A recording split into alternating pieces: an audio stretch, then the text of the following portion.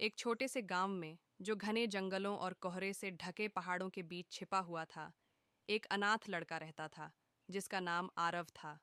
उसके पैर हमेशा नंगे होते थे और वह फटे पुराने कपड़ों में रहता था। वह दिन भर छोटे मोटे काम करता और जंगल में खाने की चीजें ढूंढता। लेकिन आरव में कुछ ऐसा था जो औरों में नहीं था। उसकी आंखों में सपनों की चमक और उसकी गर्दन में एक पुराना लॉकेट जो उसकी माँ ने उसे दिया था। उसकी माँ ने उसे यह लॉकेट देकर कहा था, तुम्हारी किस्मत इसमें छिपी है। लॉकेट पर अजीब सी नक्काशी थी, एक कंपास जैसा निशान और कुछ शब्द जो धुंधले हो चुके थे। जहां दिल हिम्मत करेगा वहीं दौलत मिलेगी। एक रहस्यमयी नक्शा। एक तूफानी रात, जब आरव एक पुरानी झोपड़ी में शरण लिए हुए था, तभी बिजली एक पेड़ पर गिरी और झोपड़ी की दीवार पर एक छिपा हुआ चिन्ह चमका। उसने दीवार के उस निशान को छू कर देखा। वह निशान बिल्कुल उसके लॉकेट की नक्काशी जैसा था। उत्सुकता से उसने अपना लॉकेट वहां लगाया। अचानक दीवार में एक गुप्त दराज खुली और उसमें से एक पुराना नक्शा निकला। नक्शे में जंगल के बीच एक जगह दिखाई गई थी जिसे छाया का पर्दा कहा जाता था। ये वह पहाड़ था जिसके बारे में लोग कहते थे कि वहाँ का खजाना श्रापित है। आरव ने बिना डरे उस जगह जाने का फैसला किया। अपना छोटा सा थैला लेकर, केवल अपनी मेहनत और विश्वास के सहारे, वह जंगल की ओर निकल पड़ा। जंगल की चुनौतियां, जंगल जीवित था, आवाज़ों, परछाइयों और खतरों से भरा हुआ। आरव ने हर कदम सावधानी से रखा।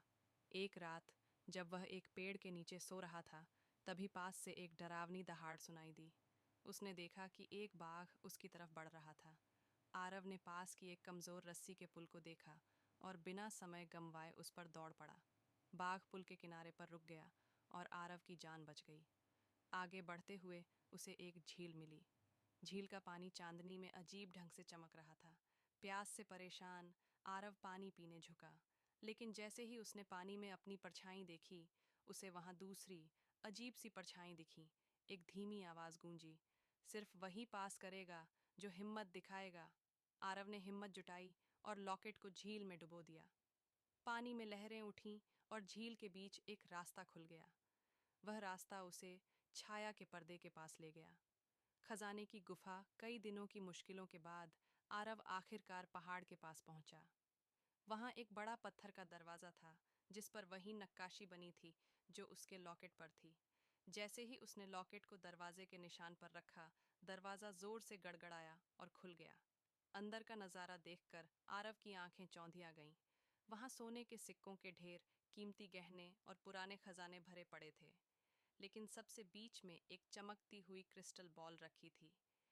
जैसे ही आरव उस बॉल के पास पहुंचा, गुफा में एक गहरी आवाज गूंजी, यह खजाना तुम्हारा है, लेकिन कीमत चुकानी होगी। क्या तुम इसे अपने लिए रखोगे या दूसरों की मदद के लिए?